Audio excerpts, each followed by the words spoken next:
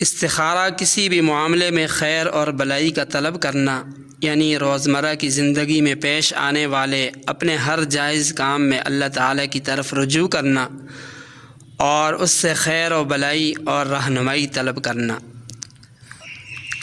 احادیث میں اس کی بہت زیادہ فضیلت بیان کی گئی۔ حضرت جابر رضی اللہ تعالی عنہ سے روایت ہے کہ رسول اللہ صلی اللہ علیہ وسلم حضرات صحابہ اکرام کو تمام کاموں میں استخارہ اتنی اہمیت سے سکھاتے تھے جیسے قرآن مجید کی سورت کی تعلیم دیتے تھے۔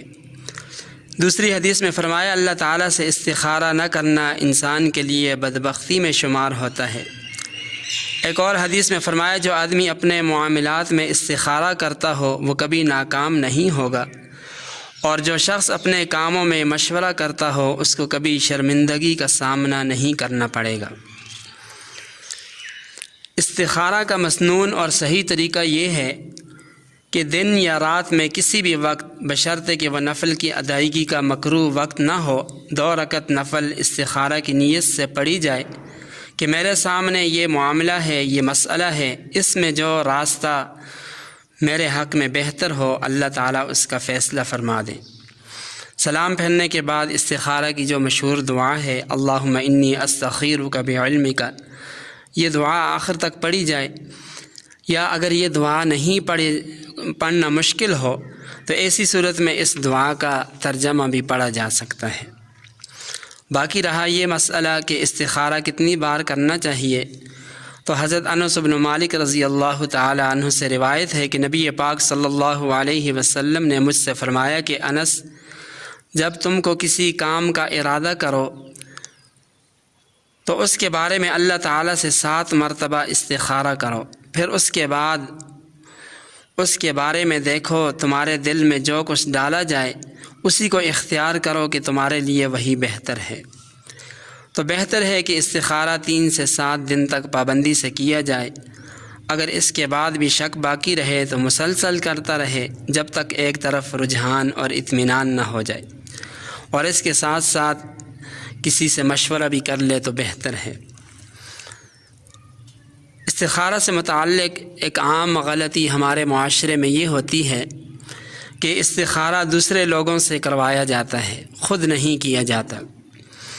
تو دوسروں سے استخارہ کرنا یہ کوئی بہتر صورت نہیں ہے، اگرچہ یہ جائز تو ہے، گناہ تو نہیں ہے، لیکن بہتر نہیں ہے۔ استخارہ کی جو تعلیم دی گئی ہے اور استخارہ کی جو دعا ہے اس کے الفاظ ہی ایسے ہیں کہ ان سے پتہ چلتا ہے کہ استخارہ بندے کو خود کرنا چاہیے۔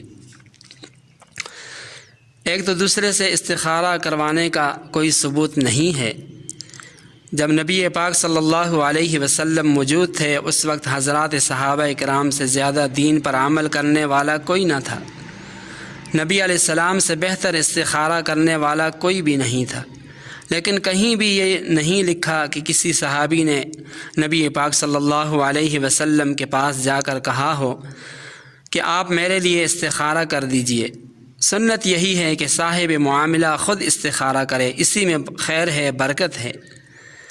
البتہ بعض لوگ سمجھتے ہیں کہ ہم تو گناہ گار ہیں، ہمارے استخارہ کا کیا فائدہ، کسی بزرگ عالم دین سے استخارہ کروانا چاہیے، اس میں برکت ہوگی۔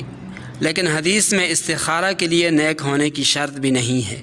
دعا کے الفاظ میں سارے صیغے متکلم کے ہیں، البتہ دوسرے سے استخارہ کروانا جائز ہے، لیکن بہتر اور مسنون نہیں۔ بہتر یہ ہے کہ آدمی خود استخارہ کرے، دوسرے جاہل لوگوں کو فیسیں دے اور ان سے استخارہ کروائے، جس طرح کہ آج کل رواج بن چکا ہے کہ ہر کوئی دوسرے کی طرف بھاگتا ہے، خود صاحب معاملہ جو ہے وہ استخارہ نہیں کرے گا۔ تو بہتر یہ ہے کہ خود آدمی استخارہ کرے۔ استخارہ سے متعلق ایک غلط فہمی یہ بھی ہمارے معاشرے میں عام ہے کہ یہ سمجھا جاتا ہے کہ استخارہ رات کے وقت کیا جائے اور پھر اس کے بعد آدمی سو جائے۔ تو یہ اصل بات یہ ہے کہ استخارہ دن میں بھی کیا جا سکتا ہے اور رات میں بھی، اس کے لیے کوئی قید نہیں ہے۔ لہٰذا یہ سمجھنا کہ عشاء کے بعد یا سوتے وقت کرنا ضروری ہے، یہ بہت بڑی غلطی ہے، اس کی اصلاح بھی ہونی چاہیے۔